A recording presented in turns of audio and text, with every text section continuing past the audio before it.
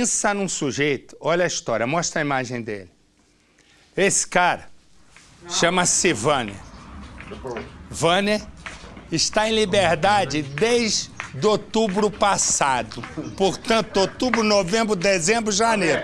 Voltou para a cadeia, certo? E por que ele estava solto?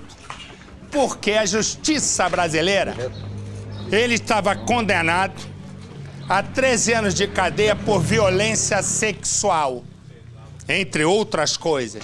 A justiça brasileira deu liberdade condicional para ele. Me dá uma raiva quando deixa o cara tapar a cara. Resumo. Aí, corta aqui para mim. Só agora ele violentou 2 estudantes e um amigo delas. Foi rendido quando saía de uma lanchonete. O amigo dirigiu até um local desse lá no fim do mundo e as jovens foram abusadas. E ele foi preso novamente. Quando a polícia chegou, ele estava escondido, sabe aonde? No guarda-roupas da casa da mãe. Exatamente. A polícia acredita que ele praticou outros 5 ataques sexuais. E ele ainda tem uma tatuagem na mão escrita amor. Resumo, o que acontece? Como é que um sujeito condenado a 13 anos, né, por estupros, roubo, a justiça vai... É mecânico isso. Ah, já deu tempo, põe na rua. Não tem uma pesquisa, não tem uma avaliação psiquiátrica, psicológica. Um infeliz desse, como qualquer maníaco, só sabe fazer isso. É prender, soltar e ele repetir. Eu digo aqui, né, que só há um jeito. O 2. Prisão perpétua ou pena de morte. Que é colocar na rua, maníacos, pedófilos, eles vão repetir. Condenado a 13 anos, a nossa justiça, que é capaz de dar um habeas corpus de madrugada para o filho do rico, é a mesma justiça que assina a saída de um maníaco. E aí, de cara, só agora ele pegou e violentou 2 estudantes, a polícia acredita em outros 5 crimes. A pergunta é, quem assinou a liberdade condicional tinha que explicar o porquê assinou. Não só na lei, os exames psiquiátricos pediu, psicológico, é isso que tinha que ser feito. Põe no Cidade. Nervosismo. Foi momentos assim aterrorizantes, porque a gente pensou a todo momento que ia morrer. Pânico. Ficava ameaçando que se a gente desse alarme ou algum sinal ele ia matar nós 3, que ele não estava pra brincadeira. Medo de perder a vida. Só orava mesmo e pedia proteção de Deus, porque foi terrível. Mexe bastante, né, psicológico da gente, assim, porque eu nunca imaginei que eu ia passar por isso. Todos esses sentimentos foram causados por este criminoso, Vâner, 37 anos. Um bandido que escolhia as vítimas, quase sempre mulheres. O criminoso roubava, ameaçava, agredia e, em alguns casos, também estuprava.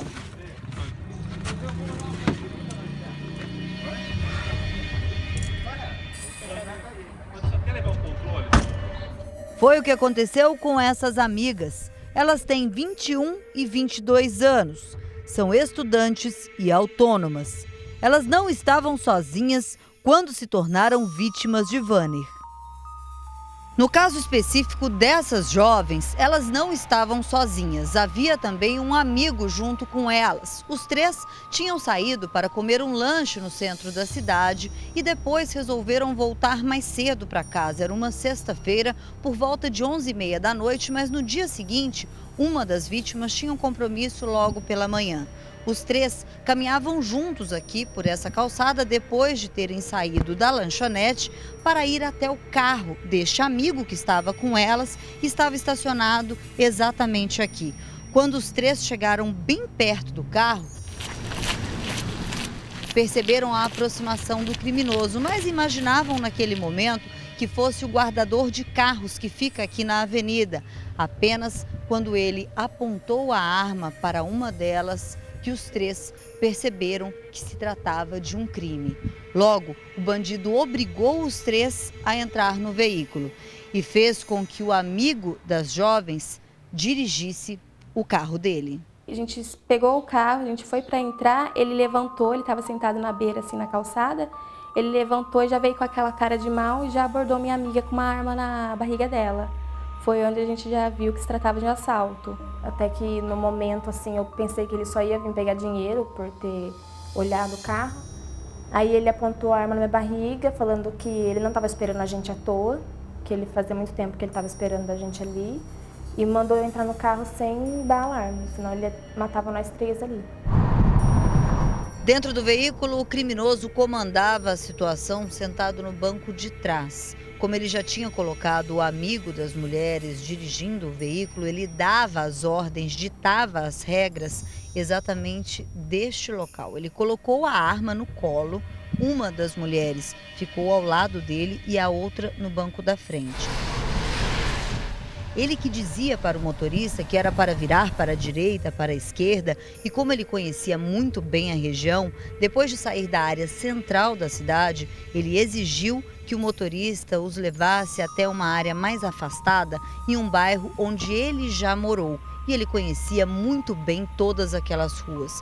Foram pelo menos 45 minutos naquela situação de terror e medo.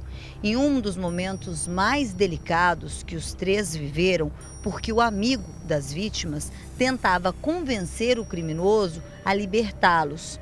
Vanner exigiu os aparelhos de celular dos três, dinheiro e mesmo assim ele não queria abandoná-los no centro da cidade. Quando ele pediu que pegasse a rodovia, as três vítimas ficaram com ainda mais medo. E ele dizia o tempo todo que se não fizesse exatamente como ele estava mandando, os três perderiam a vida. Tinha o carro, o celular, dinheiro, tinha tudo. Então, na hora que ele pediu pra gente descer lá no beco, era tudo escuro, não tinha como ninguém ver. Foi a hora que, assim, foi o ponto pra mim, o ponto pior pra mim. Ele puxava o nosso cabelo, perguntava se a gente estava entendendo o que ele estava falando. E ele estava sob efeito de drogas, ele é muito agressivo. Bastou o criminoso dar a ordem para o motorista parar o carro para a situação ficar ainda pior. Ele fez com que os três descessem do carro e entrassem nesse beco. Aqui, o amigo das mulheres que tentava argumentar com Vanner o tempo todo para que ele libertasse os três. Aqui o criminoso ficou ainda mais nervoso, agrediu fisicamente o homem, fez com que ele ficasse de joelhos e colocou ele exatamente aqui. Já as duas jovens sofreram abusos. Era muito escuro, estava à noite, ninguém passava aqui pela região para tentar ajudá-los. E logo depois dos abusos, o Vanner ainda disse para os três que era para que eles não olhassem para trás, mas que ele iria embora. Ali eles não sabiam se o criminoso iria pegar o carro da vítima e fugir daquele local, mas o bandido resolveu fugir a pé. Depois de alguns minutos, quando eles perceberam que o Vanner realmente tinha ido embora, eles foram até o carro, se abraçaram, choraram intensamente e procuraram a polícia. Ele falou, eu vou contar até 3, corre para o carro. Não olha para trás. Foi onde ele contou até 3, a gente não pensou 2 vezes, já foi correndo para o carro, ficamos apavorados também, porque ele poderia atirar nas costas, né? Ficamos morrendo de medo, mas quando a hora que a gente chegou no carro foi aquele alívio, aquela sensação boa, porém eu e minha amiga, meu amigo, desabamos, né? Daí começamos a chorar mesmo e foi onde a gente foi procurar alguma delegacia perto. Logo que eles procuraram a polícia, Vanner foi identificado. O maníaco tinha saído recentemente do sistema prisional. Passou 13 anos preso. Entre os crimes, ele responde por roubos e estupros, mas por decisão da justiça, foi colocado em liberdade condicional. Menos de 15 dias depois, o bandido voltou a agir. Em todos os casos, até agora, o Vanner agia sempre da mesma forma. Escolhia as vítimas, especialmente as mulheres, na região central de Limeira. Depois, obrigava com que elas dirigissem o próprio veículo, com ele dentro do carro, fazendo inúmeras ameaças. Em um dos casos, uma das vítimas era uma mulher que estava com um bebê de apenas 2 anos dentro do carro. Além de fazer ameaças para a criança, ele obrigava a mãe a descer do veículo nas agências bancárias, fazer saques nos bancos, depois voltava para o veículo, continuava fazendo ameaças e depois disso ele resolvia soltar as vítimas na mesma região. Em um outro caso, ele estava com 3 vítimas, mãe, filha e a amiga da filha, e ficou 4 horas em poder das 3. Obrigou as vítimas, inclusive, a passarem em uma lanchonete da cidade porque estava com fome. As vítimas do maníaco de Limeira, no interior de São Paulo, estão traumatizadas. Por enquanto, são investigados 5 casos, sendo 8 vítimas. A polícia acredita que ele pode ter agido também em outros crimes. Até agora, pelo menos 5 roubos onde está comprovado o envolvimento dele. O bandido, em quase todos os casos, usava essa jaqueta.